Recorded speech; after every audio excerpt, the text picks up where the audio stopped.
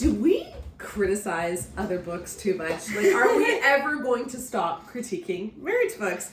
I was asked that this week. And so here on our Friday roundup from Bare Marriage, I thought that we could just talk about it. Yeah, because we get asked it a lot. Yeah, we do. And so on these Friday roundups, we just kind of like to talk about the things that we are processing and that we're thinking. So these are totally off the cuff. They're not edited. And hey, we literally talked for 45 seconds ahead of this one. I was like, oh, I know what we want to talk about this week. It's this. Let's go. Okay. So here's the issue. After I wrote my critique about the Love Dare, and we did our podcast on the Love Dare, which was last week, so 8 days ago, episode 280 of Bare Marriage. Please listen in and please subscribe. It's very good to subscribe. Most people were overwhelmingly positive, which is great. But we got in a couple of protracted conversations on the Facebook page with women saying, you're just always so negative. And one woman in particular said, she's very trauma informed, but the Love Dare really helped her. And she really felt like it was very clear that you shouldn't stay in the case of abuse. And I replied, okay, the problem is that the word abuse does not appear even once in the book. Mm-hmm. So there's no way that it could have told you that you could leave for abuse because it didn't even have abuse in there. Yeah. And we have the most recent version. I have it on Kindle so I can search for words. Like, it is definitely not there. And not just that, but the last at least 2 days, so it's a 40-day dare, at least 2 days, and then several even before that. So the end of the book, as well as several throughout, say you're not allowed to leave no matter what. Marriages can only leave if the other person leaves you. And abusers very rarely divorce their victims. It's victims who divorce their abusers quite frequently. It does happen. I'm not trying to invalidate people for whom that happens, but it's very often, we've seen this in the stats, women who are abused overwhelmingly are the ones who file for divorce. Yeah, and often it takes leaving 7 times before they leave for good, and it's a dangerous process. It's awful. But even in the cases where it's not dangerous, it's the victims who are leaving. Yeah.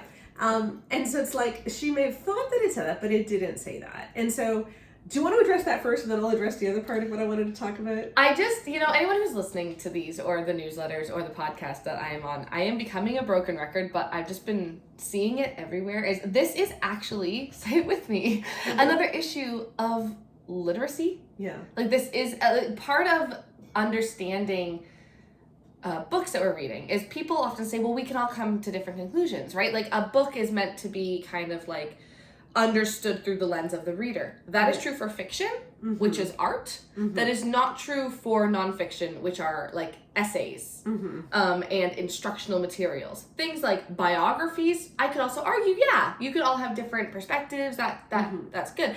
But when it's specifically a didactic book, one that is meant to instruct, one that is meant to get you to we don't want people to read Great Sex Rescue through the lens of their own interpretation. No. That's not actually the goal. We want you to look at the data and see the conclusions. Now that we very clearly laid out. Now we can then do the academic quabbling about what exactly the conclusions mean. Yes. But someone doesn't say, well, I see them as being very pro-complementarianism because of my personal bias. Yes. That's not what we want. That's not how instructional self-help books are designed. Now, you could say, let me just put a caveat. You could say, I don't agree with them about complementarianism, but I like most of their conclusions. But you couldn't say that we were pro-complementarianism. Right. And that's not what this woman could have said. I agree that they don't handle abuse correctly, but my personal opinion is if you were to teach someone the science of abuse and gave them all these caveats, this book could still be helpful. That's not what she said. Right. What she said was, I saw that the book helped people. No, actually you didn't, because it's not there. That's a literacy issue when we allow our own biases and beliefs and what we want to see to be projected in front of us instead of actually engaging with the literature that's there. Yeah. So this is another issue where if you're seeing that people dislike a book that you liked and you thought was good, I would go back and ask, wait a second, was I projecting what I wanted to see on this? Am I reading this through my own lens? Or am I actually engaging with the material that's there? Because we get this all the time from Love and Respect. So, Love and Respect doesn't say that women don't have sexual needs.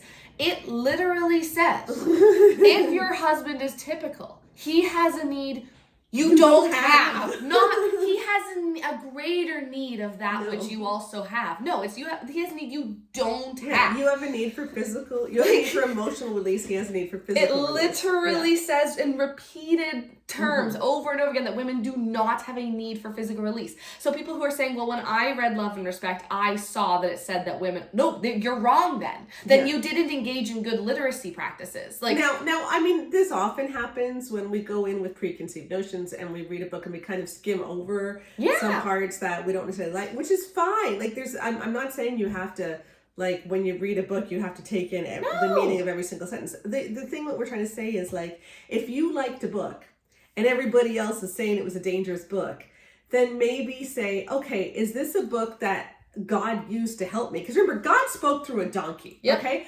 God spoke through Balaam's ass, as they say in the King James Version.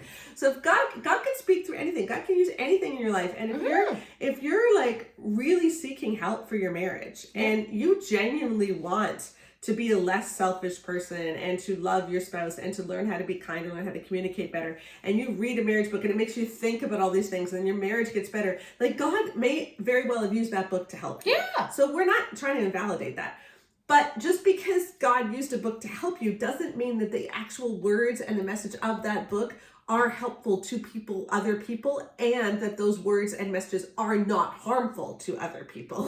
Or that it's the only thing that would have helped you. Yeah, I think that's what we see more often, is that people say, well, this book, insert whatever book it is, really helped our marriage. But the reality is what actually helped their marriage was being at a place where they were willing to do the work and look and into read this. a book. Yeah. And their spouse was also at a point where they were willing to go through a study together. And so they were both being intentional. And you could have been intentional with John Gottman's book. You could have been intentional with The Marriage You Want. You could have been intentional with the Hold Me Tight Connections book by Sue Johnson. You could have been intentional with any other book. This was just happened to be the one in your circle. So you didn't actually have, it's not the materials in the book that are specific to that book that were helpful, as much as just the process and the practice of intentionality in a relationship. And I think that's also a freeing understanding, where it's not that if Love and Respect that helped your marriage is a bad book, your whole marriage is a sham. No. And it's not that the work didn't help. No, it's just that we're misapplying what helped. Right? And, you can look back on your past and say, you know what, going through that book actually did help us. Because we did start to focus on marriage. We did start to talk about these issues. But going forward, I'm going to make sure that other people, when they're looking to read a marriage book, they actually read an even better one. Exactly. And so you can honor your own story, but also honor the safety and the health of people around you, and not keep recommending harmful books. Exactly. And I think that's what we need to be working towards. Yep. You can have your marriage helped by a bad book and not have a bad marriage. Yeah. That's just, And we can also move on from these bad books and say, hey, let's do good books. And so that was point one, is that, what this woman was arguing. The other point I want to say that I want to address from her comment and some other ones after it is that, why are we always so negative? And I don't think people realize how much we have tried to pivot to positive, like, so much. This is us trying, folks. Yeah, like, we've tried for years to just give positive messages. And a lot of our podcasts are, like, when we talk about what the sexual response cycle is, several of our books are super positive, like Good Girl's Guide to Great Sex, Good Guy's Guide to Great Sex. All the ones that I'm not an author on are incredibly positive. Like, The Marriage You Want, The Guy. Like, they're not tearing anything down. They're just saying, hey, if we were to write about sex from a healthy viewpoint from the ground up, what would it look like? And similarly to The Marriage You Want, that's really what we tried to do. But the problem is, when you're trying to write about healthy stuff in evangelicalism, you really can't without addressing the unhealthy stuff, because the foundation of marriage in evangelicalism is harmful. Like, all of the stuff that we've been teaching is harmful. And so it is very difficult to teach the healthy stuff without addressing the elephant in the room, which is the stuff that we've believed is unhealthy. So here's what happened this week, for instance. Rick Pidcock wrote an amazing article in Baptist News Global, asking whether Paula White, who is Trump's spiritual advisor, is actually complementarian. And it was a long article. I was quoted in it at the end. Really, really good article. But I was floored by one of the quotes. Like, I read this and I was just sick. But apparently her husband, I don't know if they're still married. This was 10 years ago. Apparently she's been divorced. So maybe this was an ex-husband. I don't know. But her husband at the time, whether he is now or not, in a sermon at her church where they were talking about sex, talked about how important it was for women to remember to fulfill their husbands sexually. And so find out what he wants. Ask him, watch porn, do the porn. And he said, like, in a sermon. And, I commented on this and I just said, like, how awful this is. And then in the comments, so many people made it about Trump. And it's like, I wasn't talking about Trump. I only mentioned Trump because otherwise you don't know who Paula White is. Like, I'm Canadian. Did you know who Paula White was? Yes, but I am far too chronically online. Okay, but like a lot of people don't know who she is. And it's like, can we just address the issue? Yeah. Which is that we are elevating this woman who in a sermon right there beside her husband laughed when he said you should just watch porn. And act it out for your husband. And so this is why we're negative. Well, and not because you can't get away from this stuff. Even when I try to get away from it, stuff breaks in news cycles that, you have to comment on. And it's just hard. Well, and also people who say, can't you just be less negative? I'm like, that people have different jobs, right?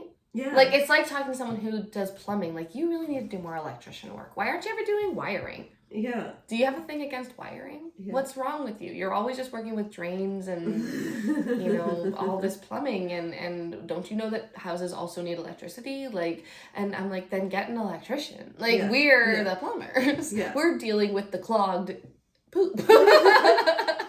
Like, someone else can make the pretty lights. And yeah, I'd love to do pretty lights. Wouldn't that be nice if I could do pretty lights? Wouldn't that be nice? If we didn't have to be sitting there in someone's bathroom with a snake going, ka-choom, ka-choom, trying to get, like, the clogged human waste out of the tank. Anyway, it's been a long week. So we would love to be positive, but our job is what we do. And I think that a lot of people want an easy answer. Yeah. And they want to be able to live in this fantasy world where as long as you're positive, the bad stuff flips away. But that's not how things work. Yeah. You can't ignore a growing problem and expect it to die off. Yeah. These terrible teachings, they're like those funguses and molds that grow in anaerobic conditions, right? Like you leave it and it just gets bigger. Yeah. You have to deal with it. And that's our job. Yeah, and the other thing, and then one final thing, is there was a study by the Institute for Family Studies, which is a conservative think tank, that was out in 2019. And it's one of the most comprehensive studies that I've seen. It was 16,000 people, I believe, on abuse. And it found that around 25% of religious marriages are abusive. And they're more likely to be abusive if the husband believes in patriarchy than if the husband believes in equality. So 27% of patriarchal husbands in highly religious couples are abusive compared to 17% egalitarian. So more abuse in patriarchy. But think about who reads marriage books. Okay, so we know that there's this baseline of, let's say, a quarter of marriages are abusive in any given church. Who is the most likely to read a marriage book? I will tell you one thing. Connor and I have never read a marriage book ourselves. Just, that's not work related. Yeah. Yeah. Like, and that's not saying that everyone in good marriages don't read marriage books. That's not what I'm saying. But what I'm saying is there is a level of like statistically speaking, people who don't feel like they have any problems in their marriages are not likely to seek out help. Right. And so in the church, we do often read books for small groups. So, and we do read books for premarital. Yep. But for people just picking the book up on their own, they're way more likely to be in difficult marriages. And so if 25% of marriages are abusive, you got to think that of people reading marriage books, it's maybe at least a third to a half. Yeah. And to just to clarify, because I can hear people who don't really and this is not a dig, but people who don't really understand statistics might hear that differently. We're not saying that if you like reading marriage books, you're in a bad marriage. No. That's not what we're saying. No. What we're saying is that the group of people who are in bad marriages and the group of people who are in good marriages, more of the people in good marriages would be unlikely to pick up a book because they don't have any reasons. So the reasons that someone in a good marriage want to pick up a book is because maybe they just have communication problems. Maybe their marriage is at like a B plus and they want it to be better. Maybe they're just a really intellectual person who enjoys kind of picking things apart and overanalyzing stuff. Yeah. Like I have friends who read every single marriage book that comes out because that's what they like. They just find it interesting the same way that I like personality tests. Yeah. Right? So there's lots of reasons, but there's more reasons to not get a marriage book if you're in a good marriage than if you're in a bad marriage. So we're not saying that if you enjoy reading marriage books, it's because that's a sign you should be worried. No, that's not what we're saying. Just because I know that can be true. Yeah. Genuinely, that's not a dig. That's not me saying. But I'm just I know that can be hard to understand what we're saying there. But that's why we can't stop critiquing these other books. Yeah. Because they're still out there. The authors haven't taken them back. They're still selling, and the ones that we critique, we go by this list, and we go by Amazon ranking, and so. Like the next one we do is the one, we have a list of books to tackle and we just work down the Amazon rankings. Well, because we like to keep it objective. We're trying to deal with the most popular ones first, okay? So the next one I'm doing is His Needs, Her Needs. But like, when you realize how many people who are abused are reading these books, then the excuse, well, it's just not meant for abused people. Well, no, that's not the way it works, because a lot of people in abusive marriages don't even realize they're being abused. And so, you have to deal with abuse well, which is what we did in The Marriage You Want.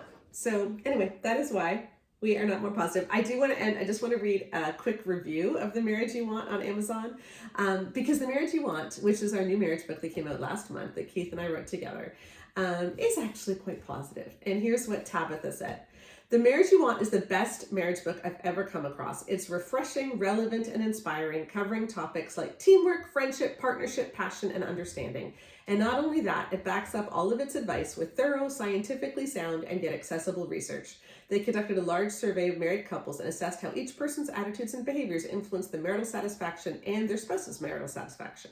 As I read this book with my husband, we stopped every few pages to comment, "That's so true," or "I hadn't thought about that, but it's such a good point." This book helped us to grow even closer to each other, listen better, and focus our eyes on being a team for Jesus. I love that. Let's be a team for Jesus. And yeah, we probably will keep being a little bit negative, but I think most people find that a positive thing, because when you take down the bad stuff, you give people hope that other people are saying the good stuff. Yeah. You gonna go through that? I'm working really hard to figure out how to get my Aragorn weekly reference in. Oh, right. I'm stumped, guys. I don't know how I'm gonna work my weekly Aragorn Son of Arathorn reference in. I realized, oh no, the time is running out. So this is your weekly Aragorn Son of Arathorn reference. Is when Éowyn at the end of Return of the King realizes that what she thought she needed was the warrior king in Aragorn, but what she really needed was someone who was focused on healing and bringing peace. In that way, many people are asking us to be positive warriors when really we are just Faramir, and Faramir deserves all of our respect. So there's my Aragorn Son of Arathorn reference. Okay. That was for you, Joe. Bye-bye.